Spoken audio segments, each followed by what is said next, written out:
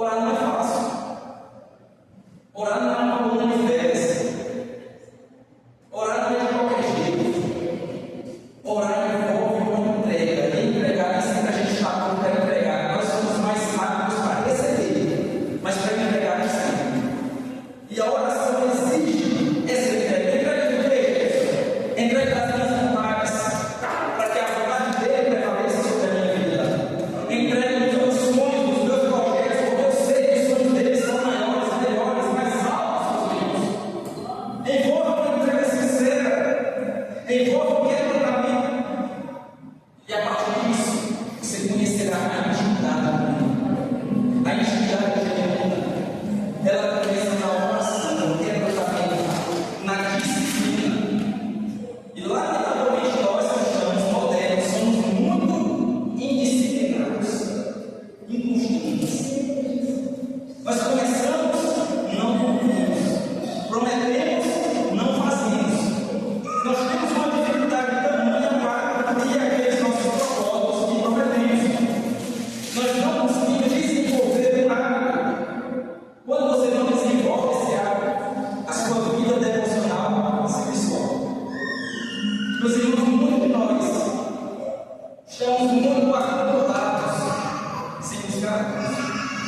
Nós queremos viver coisas extraordinárias sem buscar a Deus. E não pense que Ele vai conceder, porque a palavra do Senhor diz assim: que Ele não confere pérola aos porcos. Ele não vai dar algo que você não consegue suportar, você não consegue administrar. Ninguém aqui seria capaz de dar um carro para uma criança que dirige esse carro. Não consegue, não pode. Ficam pedindo bênçãos, mas não estão prontos para administrá-la. E a gente pensa: mas Deus está preparando a minha bênção. Deus não está preparando bênção nenhuma. Ele está preparando você para a bênção. Porque se você receber a bênção sem poder administrá-la, não será uma bênção na sua vida, vai ser uma maldição. Então é necessário um período de preparo, de entrega, de renúncia. 1 Tessalonicenses, capítulo 5, versículo 17 diz: orai sem cessar. Sem cessar. Constantemente. Sem retroceder. Deus não se curvou a nossa testa. Não pense que Deus quer que você se ajoelhou ali para orar e Ele está dizendo: olha, corre, faz alguma coisa, porque senão Ele vai me deixar. Porque senão Ele vai ficar decepcionado comigo. Não, Deus não é assim. Deus continua sendo Senhor, continua sendo Deus, continua sendo algo sublime, glorioso no nosso Deus. Ainda que não faça o que nós pedimos, ainda que não faça na hora que nós esperamos, mas Ele continua sendo Deus. Aleluia. Eu queria desenvolver essa ministração direcionada para 10 tipos de pessoas. A primeira, para aqueles que não oram. A segunda, para aqueles que deixaram de orar. E a terceira, para aqueles que desejam viver uma vida de oração. Então, a primeira, para os cristãos que não oram. Meus irmãos, é lamentável que, sendo crentes, nascidos de novo, muitas vezes batizados, vivendo uma vida inteira dentro de uma igreja, dentro de uma denominação, mas não oram, não servem a Deus. Quando você não ora, você está desobedecendo, pecando diante dele, porque está dizendo para você orar sem cessar. O próprio mestre orava. Ele orava nos horários mais improváveis. Depois de curar muitas pessoas, ao invés de ficar ali esperando um aplauso, reconhecimento, ele saía nas madrugadas para estar com os a sós com seu Pai. Jesus fazia isso. Se Jesus, sendo Deus, orava, quanto mais eu e você, se não orarmos, que nós teríamos para apresentar, como nós conseguiríamos obter vitórias na nossa vida sem oração? Muitos cristãos que antes eram fervorosos, não faltavam nos estudos, não faltavam na EBD, permaneciam na vigília, em oração, jejuavam, mas que hoje se encontram nessa situação, sem orar, sem buscar, sem caminhar em direção a Deus. Talvez tenha sido na sua vida muitos traumas, uma palavra que você ouviu e me feriu, muitas dores, e você vai perdendo essa sensibilidade para orar, você vai se decepcionando, e a Bíblia diz que muitos de nós vamos vivendo no automático, de qualquer jeito. Chegou no domingo, eu pego minha Bíblia, eu vou prender, afinal de contas não tem outro lugar para ir, não tem outra atividade para fazer. Eu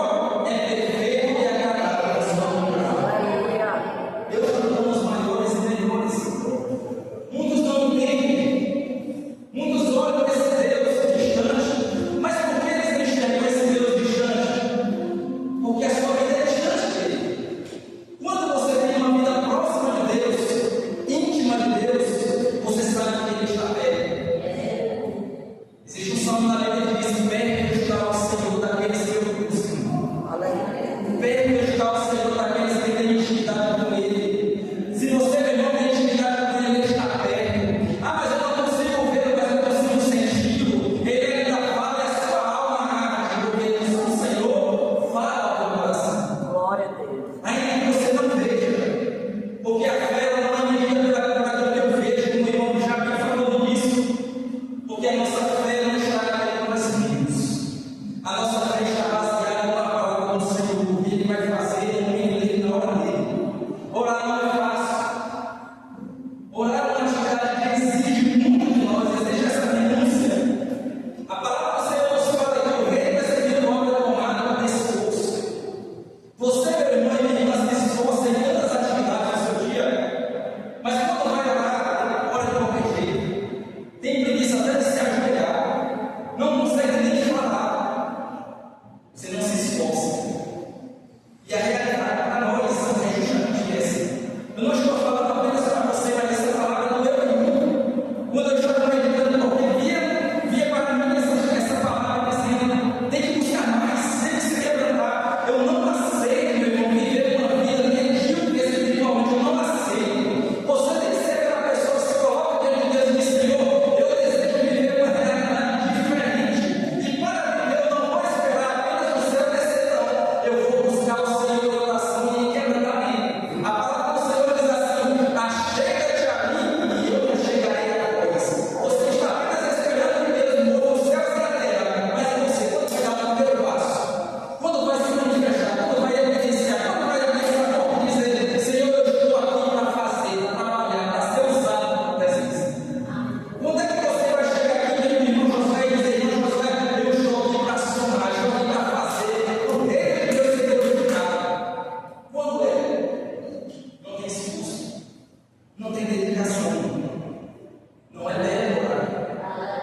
Não pense que orar você vai trabalhar elogios, você vai ser a pessoa mais espiritual do mundo que está orando.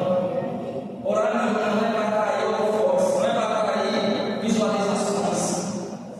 Orar é uma entrega, é uma oferta, é uma súplica diante de Deus, é uma dedicação da sua vida inteira sendo colocada no altar de adoração a Deus. As pessoas não oram porque estão espiritualmente mortas, insensíveis. E essa insensibilidade, essa morte espiritual, é uma consequência deste latente. Quando o Senhor advertiu que se eles comessem daquele fruto daquela árvore certamente morreriam, trouxe a questão da morte física, mas principalmente a morte espiritual. Por que eu digo principalmente? Porque muitos estão vivos fisicamente, mas mortos espiritualmente, insensíveis à voz de Deus. Aquela pessoa que você agora fala a respeito de Deus, ela não sente nada, ela não deseja, ela não busca, ela não ora porque está morta espiritualmente. Também essa palavra é direcionada para aqueles que têm deixado de orar. E por que deixamos de orar? Primeiro ponto, porque eles acomodam-se. Não existe nada pior do que a monotonia, a acumulação. Você jamais vai conhecer o ódio se você se conformou. E esse aqui é o perigo de muitos crentes quando se acomodam. Em Ezequiel capítulo 47, o Senhor mostra ao profeta um mapa. E o profeta, quando vai avançando, vai pisando, ele vai entendendo a dimensão espiritual que ele se encontrava. Inicialmente, aquelas águas estavam dentro do seu tornozelo. Tem pessoas que as águas do Espírito não estão nem no tornozelo, não chegam nem a para perder, e a pessoa já está acomodada. Já não quer mais conhecer a Deus, não quer mais conhecer as profundidades, a riqueza de Deus, não quer. Se acomodou e pensa que de fato conhece a Deus, que é o suficiente. A acumulação nos faz parar de orar. Outro ponto que nos faz parar de orar: a ausência de disciplina. Nós não somos disciplinados a orar. Meu irmão, os heróis da fé, quando eu estava lendo, eles dividiam o seu dia em atividades, eles colocavam de maneira inegociável o seu momento devocional com Deus. Sabe o que é isso? Chegava a determinado momento no seu dia, por exemplo, depois da minha refeição, entre 1 e 2 horas estarei orando. E nesse momento de oração não poderei ser perturbado por mim nem fazer qualquer outra atividade, porque estarei em uma audiência com o meu Senhor, e de lá não sairei, porque Ele é minha prioridade. O que acontece? conosco. Nós nos colocamos em oração, alguém passa e nos chama, você sai. Tem outro compromisso, você já está dando a caminhada que eu tenho que fazer. E isso é lamentável para mim, para você, é para nossa vergonha. É para nossa vergonha. Existe uma rivalista também, que ele disse que quando o dia dele tinha muitas atividades no seu dia, ele acordava às 4 da manhã para estar em oração com o Senhor. Para que o dia iniciasse, ele dizia o seguinte: se eu vou começar orando, certamente não vou ter vitória durante o meu dia. E eu e você não queremos orar. Nós não queremos buscar. Qual a relevância da nossa vida espiritual dessa forma mesmo? Qual a relevância do nosso momento? Se nós estamos enganando a nós mesmos. Não estamos enganando a Deus. Às vezes queremos passar uma impressão para outra pessoa que nós vivemos uma vida espiritual, quando na verdade não vivemos. Estamos numa igreja de Laodiceia. Nós nos alegramos, nos enchemos, mas a palavra do Senhor para a igreja de Laodiceia é o seguinte: você está pobre, miserável, cega e nua. A palavra dele era essa. Uma igreja que se dizia abaixada, nada falava para ela, mas ela estava pobre. Se julgava rica, mas era pobre. Se julgava tentando de muitas coisas, mas era miserável. Era assim que estava a igreja. Será que se você apresentar diante dele a sua vida de oração hoje, que ele ia falar para você? Está bom? Você iria receber elogios da parte do Senhor? Ou não? Outras pessoas atribuem a questão da falta de oração à falta de tempo. E eu tenho certeza, meus irmãos, que no dia do juízo, WhatsApp, Instagram, Facebook, Netflix, YouTube se levantarão diante de nós para nos mostrar que nunca foi por falta de tempo. Foi porque nunca quisemos, nunca desejamos, nunca buscamos. Se você tem um iPhone, por exemplo, chega no final de semana e ele envia um relatório do quanto você passou usando essa aparelho. Às vezes o meu envia para mim 3 horas, 4 horas de uso desse aparelho. Mas aí quando eu vou olhar para a minha oração, muitas vezes 20 minutos, 15 minutos, que tipo de oração é essa? Será que é falta de tempo? Será que nós realmente amamos aquele que nós professamos, que nós falamos? Será que nós paramos de orar porque deixou de ser a nossa prioridade? Salmista Davi, Salmo 63, diz que o desejo de Davi pelo Senhor arde mais que a própria vida. No Salmo 42, Davi diz também que assim como a costa anseia pela corrente das águas, assim, Senhor, a minha alma transpira por ti. A minha alma tem sede de Deus vivo. Quando me ver, me apresentarei diante dele. Uma sede de Davi, meu irmão, não era pelo rei. Uma sede de Davi não era pela fama. Uma sede de Davi era de se apresentar diante do Senhor. Qual tem sido pelo Senhor que você tem ansiado? Qual tem sido o motivo de você acordar? Você tem ver qual tem sido? São conquistas. A prosperidade do dia do ano. Nós paramos de orar também. Ele está esse último motivo que nós somos gratos. Se nós compreendêssemos aquilo que o Senhor fez por nós na cruz do Calvário, a humilhação que ele suportou sem merecer, a entrega que ele fez por inteiro, seu sangue que foi derramado até a última gota. Se nós pudéssemos compreender aquilo que ele fez por mim e por você, que nós não merecemos jamais.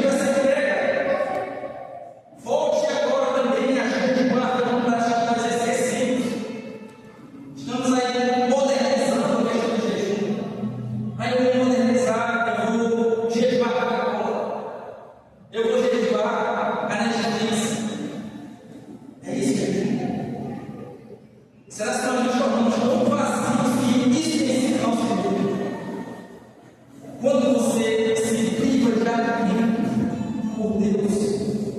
Não é evangelho que você está fazendo.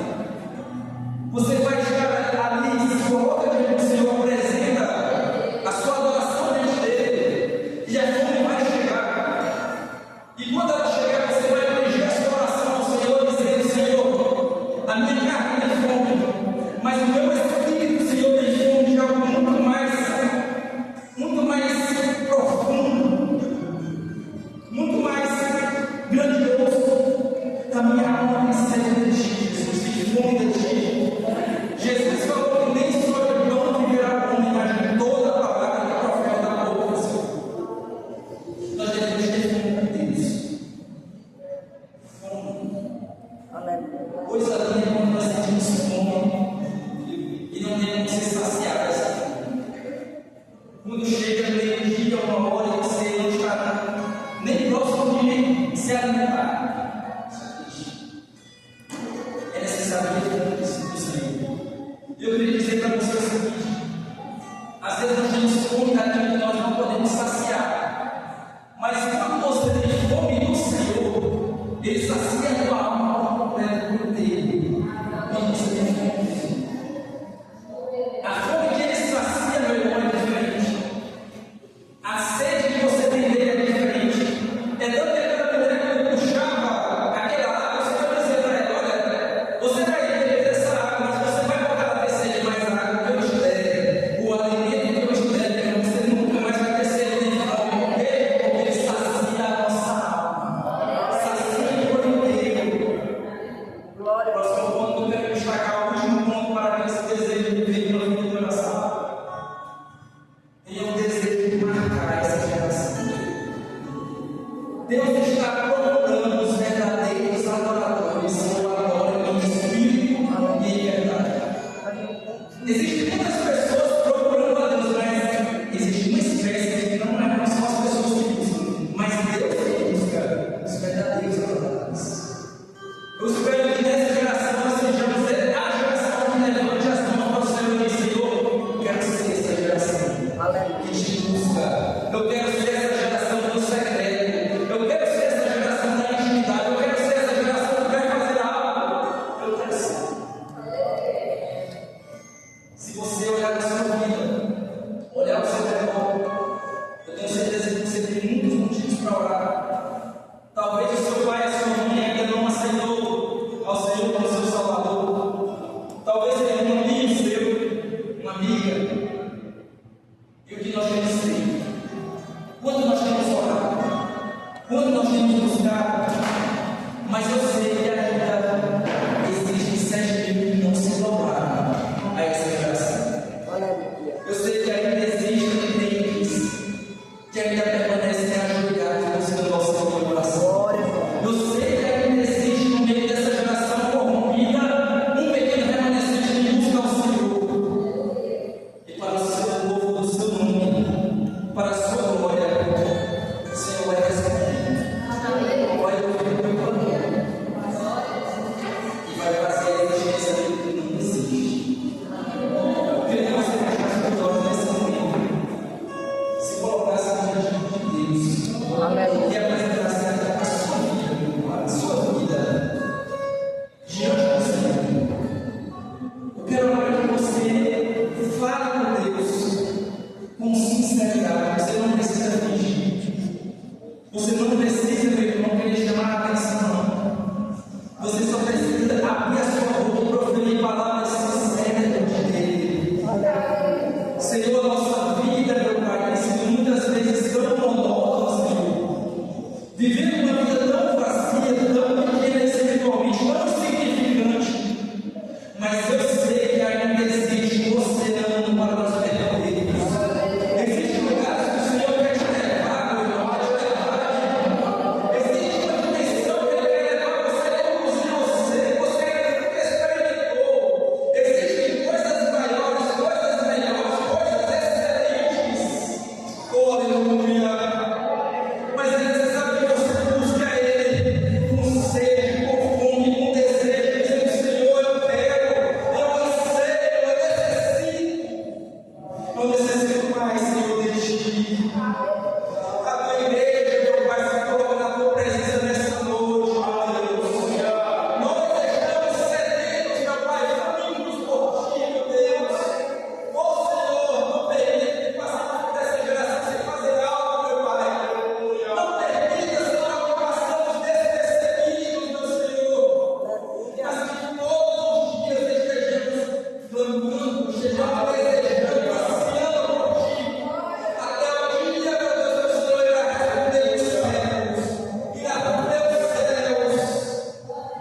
uma chuva de bênção para descer essa